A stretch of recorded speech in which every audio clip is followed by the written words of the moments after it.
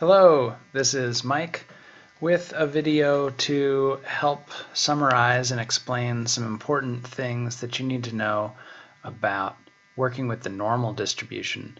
The normal distribution is going to be a probability distribution that we're going to be using extensively throughout the rest of the course.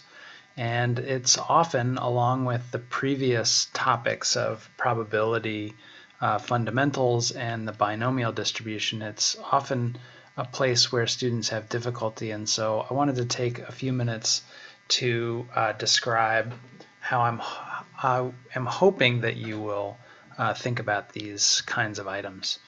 So I want to just look at some of the items from assignment number 6 specifically, and in particular I want to start with an item like number 3, where it's talking about a standard normal distribution here in assignment 6, item number 3.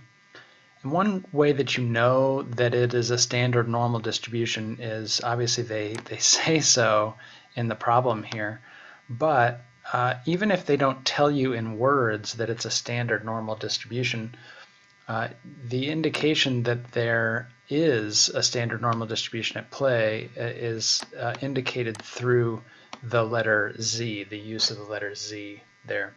So when you see the letter Z in these probability problems, that's a big clue that you're using the standard normal distribution. And the key features of the standard normal distribution are that it has a bell shape, it's a continuous distribution, and its mean is always 0 and its standard deviation is 1. So when you're working with z-scores and the z-score formula, you're working with the standard normal distribution. So I want to talk a little bit about how you can handle problems like this, and my hope is that you will find that although this problem will be taken care of pretty easily, most of the rest of the items with a little bit of thought and care can be solved in similar ways. So the biggest thing that I want you to take away from this video is when you're working with normal distributions, any kind of normal distribution, it's smart to draw a picture. So let's look at a picture that you could draw for this kind of item. And so if you're going to look at a standard normal distribution, it's going to look bell-shaped and symmetric. And because this is a standard distribution, standard normal distribution, the mean is going to be 0 and the standard deviation is going to be 1.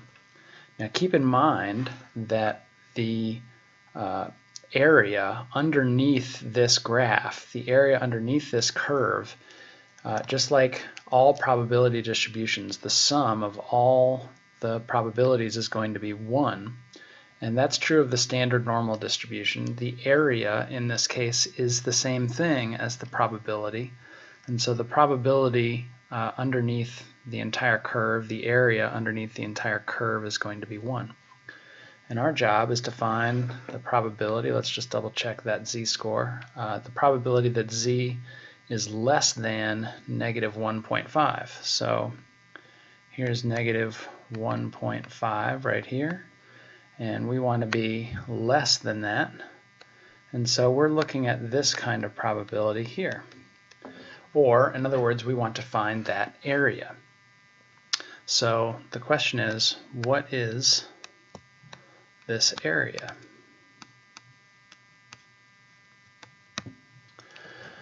Well, the way we can figure that out is using a spreadsheet. And so if we go to, say, Google Sheets or to Excel, we can type in a formula. In Excel, you might use the norm.dist function.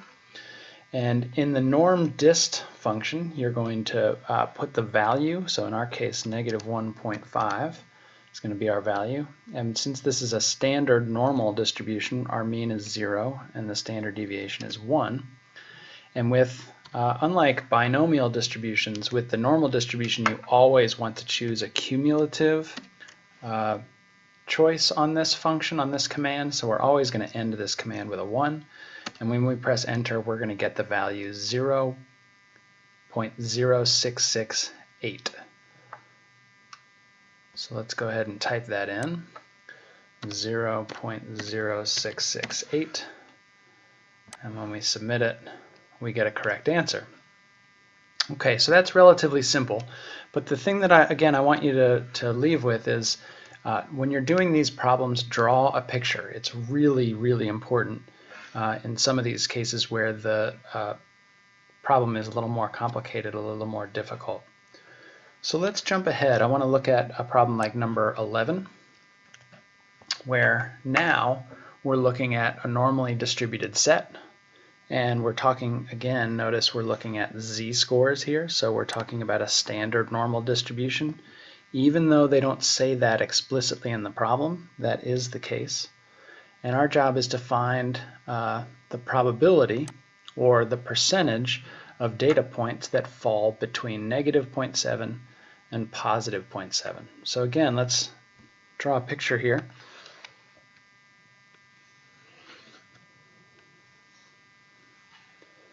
There's our bell-shaped symmetric curve. In this case, again, our mean is 0, and we're looking at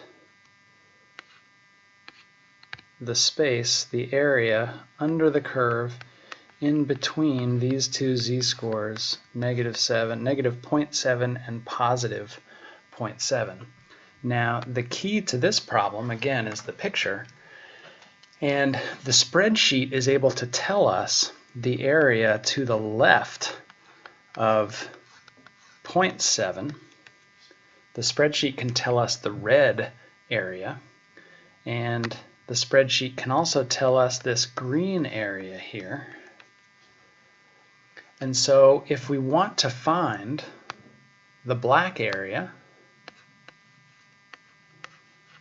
we're going to find that by taking the red area and subtracting off the green area.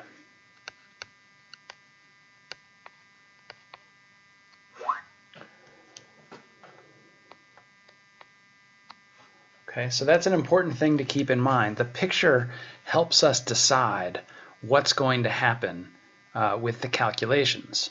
So again, the spreadsheet is going to show us how to find the red area. It always will find the area to the left of a particular value. And the spreadsheet will help us find the green area. And so if we want to find the black area, we're just going to subtract the two. And so remember, the red area is going to be a norm dist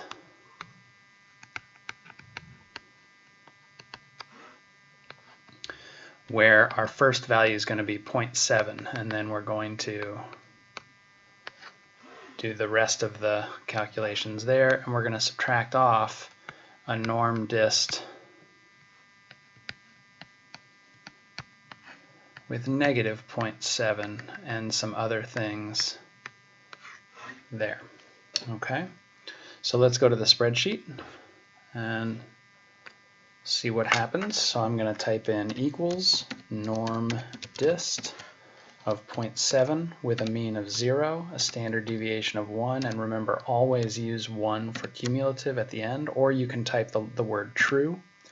And we're going to subtract off norm dist of negative 0.7, comma 0, comma 1, and 1 for the cumulative. And then our value is 0.5161, which we'll go ahead and type in 0.5161. And notice they want us to enter a number between 0 and 100 and round to 2 decimal places. So this is a percentage. 0.5161 is actually 51.61%. And that's the correct answer. So notice that our answer is reflecting the amount of area, the probability. About half of the probability under this curve falls between these two z-scores. Okay, one last example. We're going to jump ahead to number 19. And I want you to notice that this norm dist function will apply regardless of what the mean and standard deviation are. So now we're talking about a distribution which is bell-shaped which is telling us that it's a normal distribution, or it's approximately normal, with a mean of 65 and a standard deviation of 6. So they suggest using the empirical rule here, which I think you should probably stick to, because we're talking about a difference of 6. But if we wanted to calculate the exact percentage of light bulb replacements, we again could draw a picture.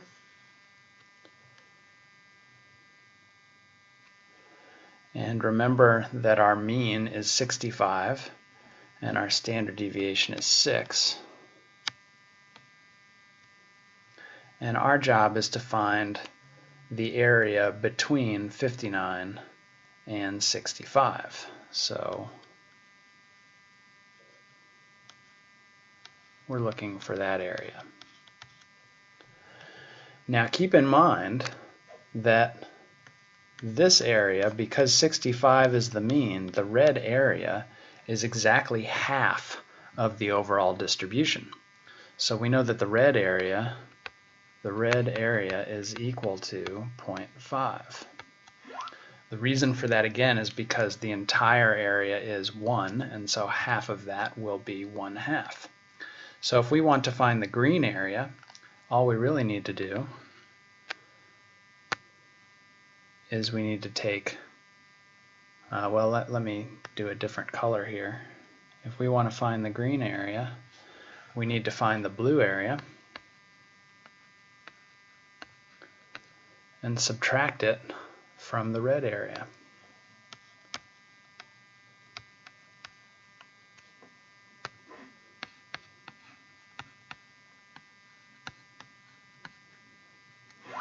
Okay, so again, the picture is really doing a lot of the work for me. I'm making a decision about how to find that value based on the picture that I'm drawing. So I'm looking for the green area in the picture that I've drawn, and I'm going to find it by subtracting the blue area from the red. And notice that the red I already know is 0.5, and the blue area I can find using the norm dist function.